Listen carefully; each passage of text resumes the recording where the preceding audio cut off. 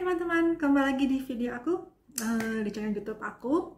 Dan pada kesempatan kali ini aku akan membahas pengalaman, membahas dan juga sekalian sharing session ya, pengalaman waktu aku apply visa Australia, visa turis Australia melalui IMI account. Jadi IMI account adalah portal khusus untuk kita yang ingin apply visa ke Australia. Bagaimana prosesnya, apa aja dokumen yang dibutuhkan, dan berapa lama waktunya. Selanjutnya, saksikan terus video saya kali ini.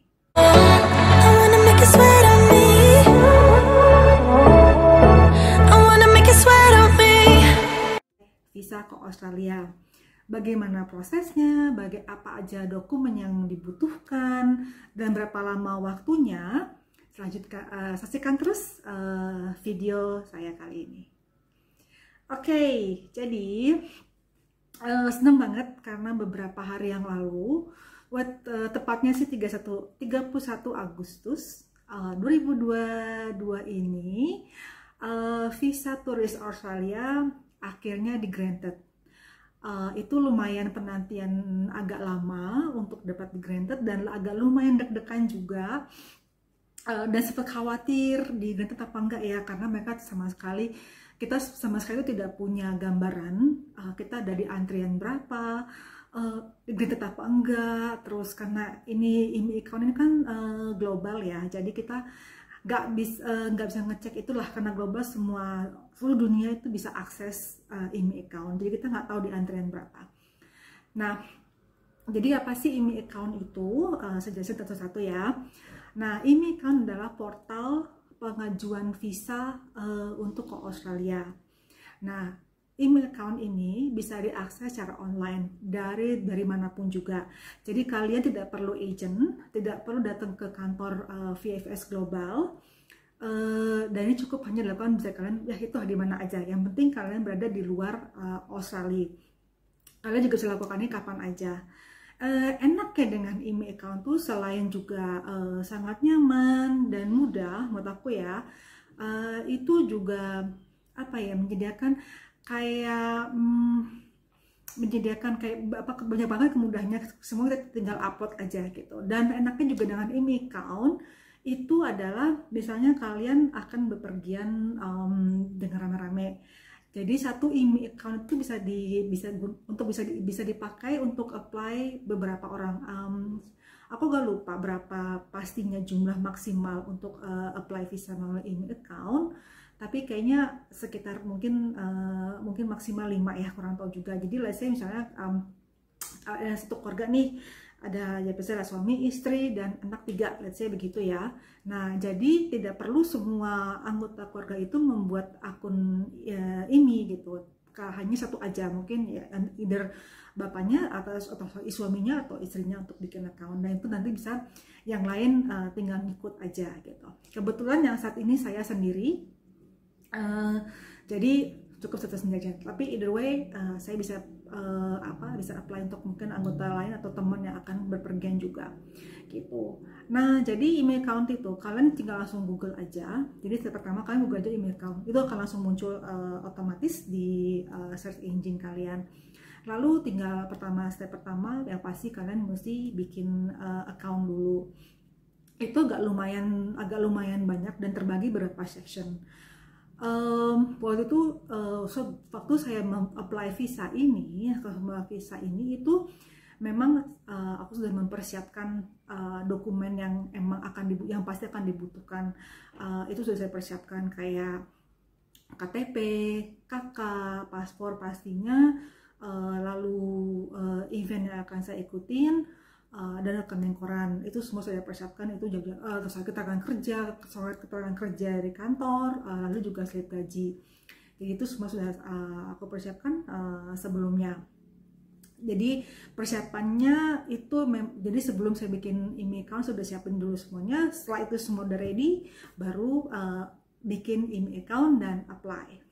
Nah, dan sebenarnya kalau ini kan tidak perlu seharian langsung jadi masukin semua ya. Jadi kalian bisa kayak login dulu, mungkin yang bagian part yang kayak data diri baru diisi dulu, nanti selebihnya kayak rekening koran apa segala macam itu bisa dilanjutkan nanti. Jadi itulah enaknya email account. Jadi tidak langsung blok, jadi salah satu itu juga. Nah, tujuan saya pergi ke Australia itu udah mengikuti satu event di Melbourne, dan itu sebenarnya juga di bulan November. Nah, terus kok kenapa udah apply dari bulan Agustus? Satu, karena saya udah tahu, udah dengar kabar betapa lagi ada lamanya untuk bikin visa Australia ini, dan ada banyak backlog, dan mereka mendahulukan atau memprioritaskan mungkin kayak skill migrant, lalu juga student, dan mungkin yang mungkin PR atau bagaimana, pokoknya mungkin sebagai turis itu bagian keberapa gitu. Jadi bukan prioritas. Dan even waktu itu sekitar kayak bulan Juli itu saya sudah dengar kabar bahwa even students aja tuh visanya aja ke delay.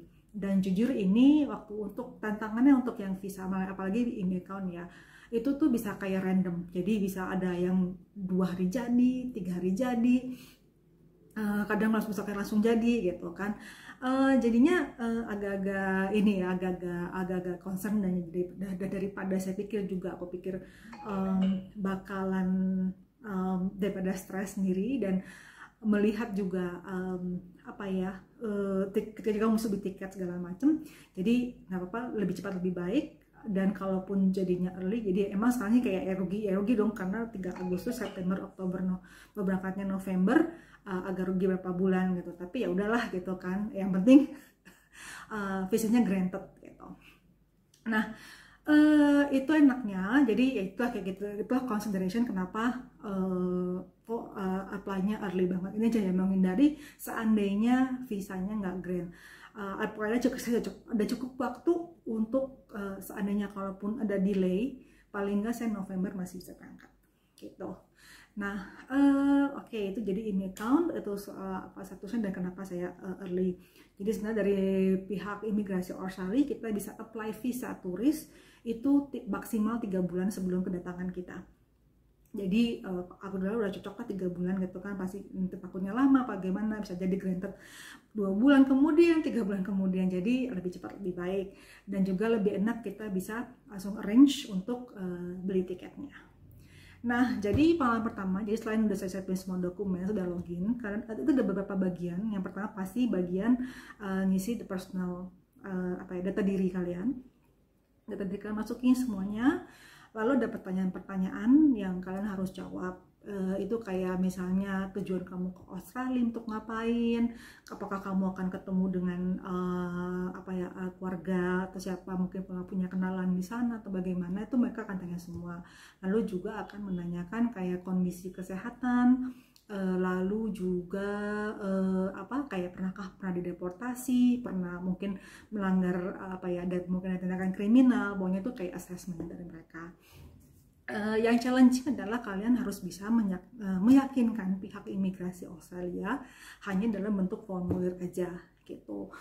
Jadi pikirkan baik-baik, emang harus diisi dengan hati-hati, baca pertanyaan dengan baik-baik. Kalau emang kalian belum siap untuk baca, mungkin butuh mengarang indah dengan baik, take your time. Jadi bisa kalian look out dulu, nanti bisa lanjutkan dari besoknya atau ketika emang sudah ada waktu. Jadi jangan diisi terburu-buru. Jujur saya pun juga ngisinya itu sebenarnya agak terburu-buru ya, karena langsung jadi gitu, langsung ini.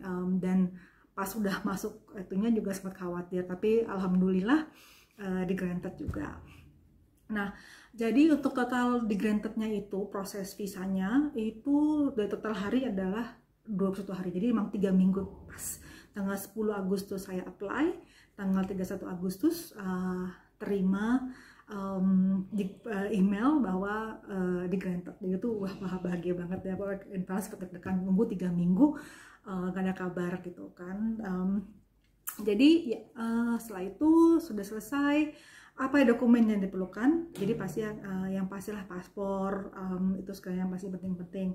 Oh ya, untuk ini Bu informasi, saya ini self funded, jadi tidak ada sponsor. Tidak ada sponsor, tidak ada keperluan bisnis, jadi ini purely mengikuti suatu event yang ada di Melbourne. Dan itu saya cantumin, jadi memang, dan saya traveling sendirian, dan itu udah saya cantumin semua. Nah, ada beberapa mitos yang ternyata bisa dipatahkan. Jadi oh ya, sebelumnya saya ke daftar email account ini, saya pernah kontak dengan agent yang bisa mengurus visa, dan dari dia bilang itu tabungan minimal 75 juta atau bahkan 50 juta, 50 sampai 75 juta. Dia bilang katanya belum pernah ngurus kalau tabungannya di bawah 75 juta. Jadi mungkin bisa nggak didapet itu visanya, tapi ternyata enggak. Tabungan saya waktu itu di bawah 50 juta. Tapi saya menyerahkan bukti slip, jadi slip gaji dan juga surat keterangan kerja. Dari mereka dari slip gaji tersebut mereka bisa lihat bahwa sebenarnya saya itu masih ada budget sampai kedatangan saya masih punya uang untuk stay di Australia sampai waktu saya itu booking untuk 9 hari di Australia rencananya. Oke. Jadi tidak perlu, yang penting yang kalian harus make sure untuk rekening tabungan adalah kalian cukup untuk beli untuk hotel, beli tiket dan kehidupan sehari-hari di sana gitu. Jadi mereka tidak melihat, dan juga make sure di tabungan rekening kalian itu tidak ada jumlah yang mencurigakan. Jadi kamu tahu kan akan pergi kita butuh mereka itu butuh paling nggak 3 bulan rekening koran. Kamu make sure di rekening koran itu rekening kalian, tabungan kalian itu ada transaksi yang jelas. Kayak misalnya, jadi emang saya pribadi punya punya 2 tabungan. Jadi satu tabungan pribadi itu di mana main transaksi dari gaji semua tuh di tabungan 1. Tabungan 2 emang khusus untuk jalan-jalan, untuk traveling segala macam. Dan itu saya transfer gaji saya, setengah gaji saya untuk ke sini gitu. Tapi itu tidak saya diamkan, jadi tidak mengendap. Jadi kayak permulaan emang jelas kayak hanya permulaan itu juga nggak di bawah 10 juta. Jadi kayak 5 juta, terus kita melihat jumlahnya tuh naik dan tidak signifikan. Let's say misalnya 5 juta nabung segini, terus misalnya 5 juta. Dan di tabungan yang even itu judulnya untuk tabungan jalan-jalan ke Australia, itu tetap saya pakai, misalnya pakai kayak buat jajan gitu, kayak buat kemana gitu, jadi ada transaksinya, jadi nggak hanya rekening mengendap gitu. Jadi tidak signifikan. Yang akan mencurigakan bagi imigrasi Australia adalah kalian melihat, jadi kamu tidak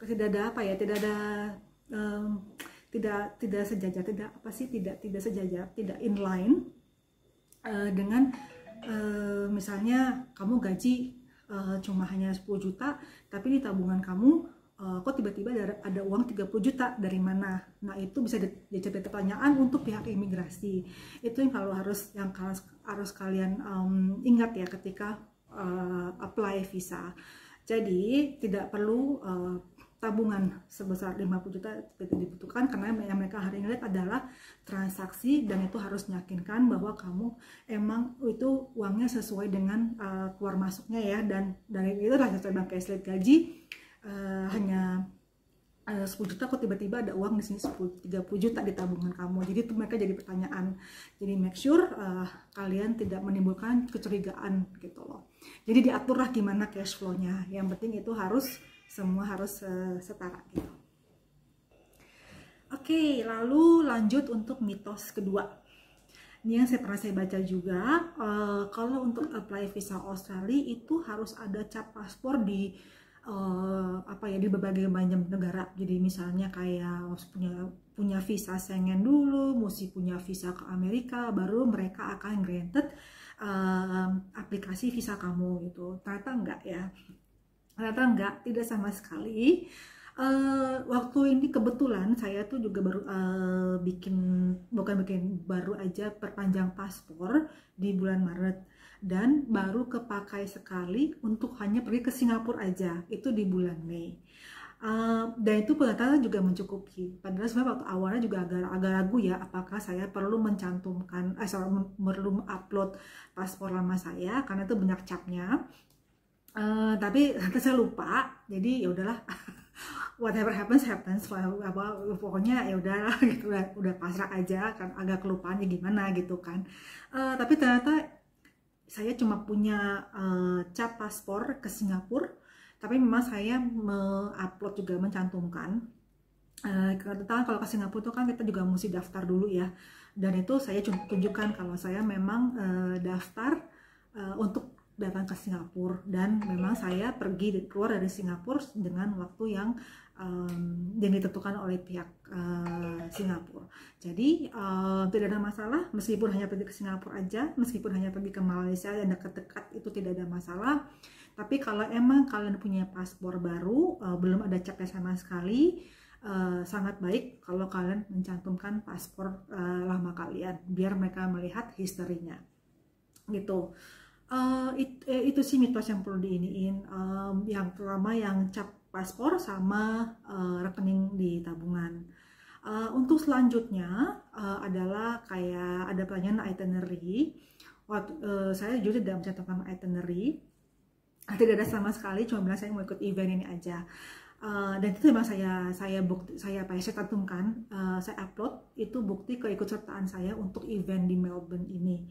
Jadi memang pure itu adalah saya cuma ikut event itu, tidak akan melakukan kayak cari kerja, lalu apa ya, ketemu dengan ini, nggak bisnis gitu, nggak, tapi memang pure, dan itu memang genuinely saya cuma mau ikut event tersebut gitu.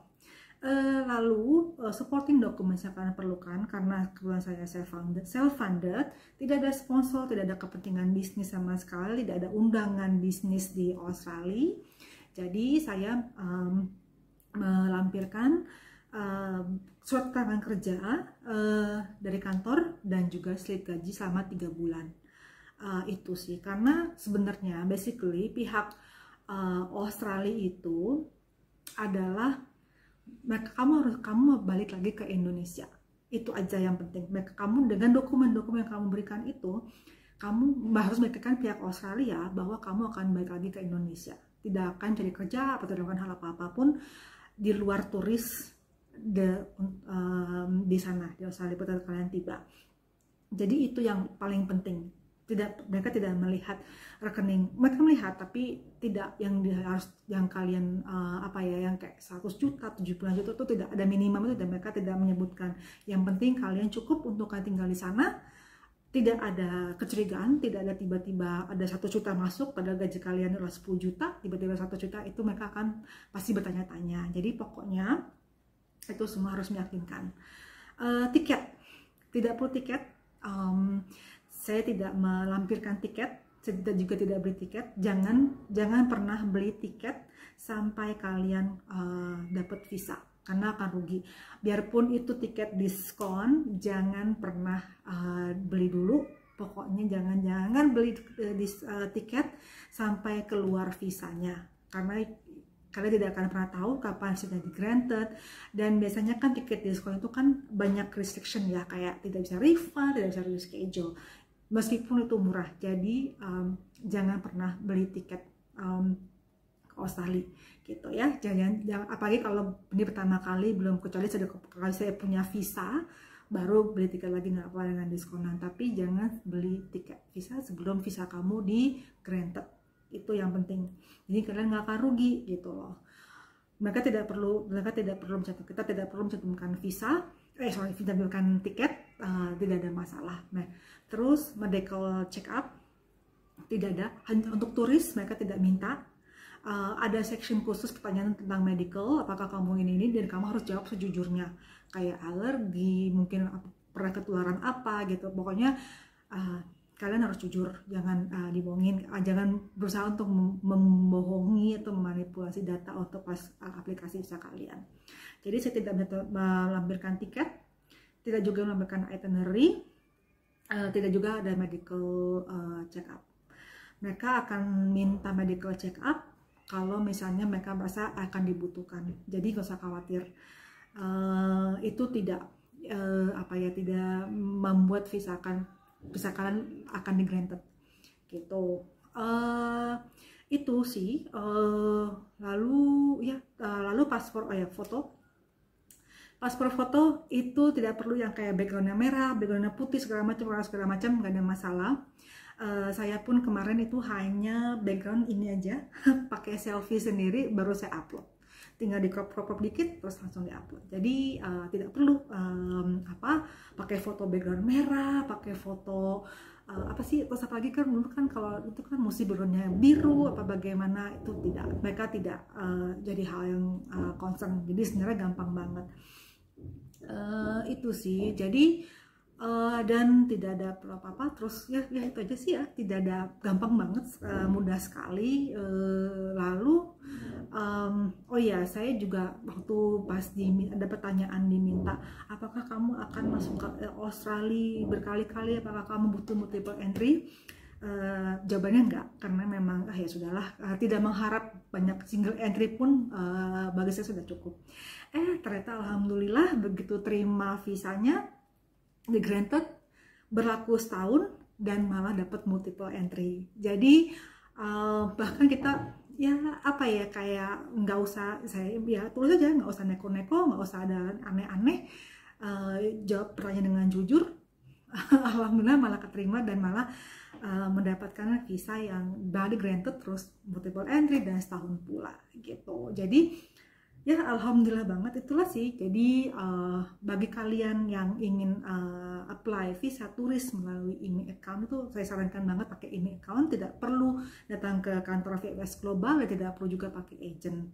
Cukup dan kalian bisa lakukan dimanapun juga dengan IMI account. Jadi apa ya, regardless dengan kekurangan dengan IMI account, tapi tetap menurut saya IMI account itu paling the best gitu. Iya sih, jadi pokoknya basically untuk visa ke Australia, kalau mau lancar, mau cepet langsung di granted, adalah kalian harus meyakinkan pihak Australia bahwa kalian akan balik lagi ke Indonesia. Itu yang mereka mau lihat. Itu jadi kalian harus meyakinkan, terus pokoknya jangan aneh-aneh. Dan kalau jadi beneran dokumen tuh kalian emang harus real ya, jadi emang itu harus, emang kamu emang genuinely harus tulus. Jadi jangan kamu punya hidden agenda, mau di sana aku mau nanti tiba-tiba mau bisnis, kan mereka nggak akan tahu. Tapi jujur, pokoknya ya harus jujur, tulus emang kalian emang hanya karena emang sebagai turis dan akan kembali lagi ke Indonesia. Yang mereka mau lihat adalah keterikatan kamu dengan Indonesia dan tidak ada dana yang mencurigakan di rekening tabungan kamu. Jadi basicnya itu. Kalau berapa lama prosesnya itu again itu random, tergantung aja. Ada yang dapat 5 hari udah dapat, tujuan itu hanya Tuhan yang tahu. Tapi ya itu sih basically untuk apply visa turis ke Australia di bulan Agustus mungkin tahun 2022 ini. Semoga video ini berguna, dan silahkan komen di bawah kalau ada pertanyaan. Semoga saya bisa jawab kalau ada waktu, dan see you in the next video. Bye.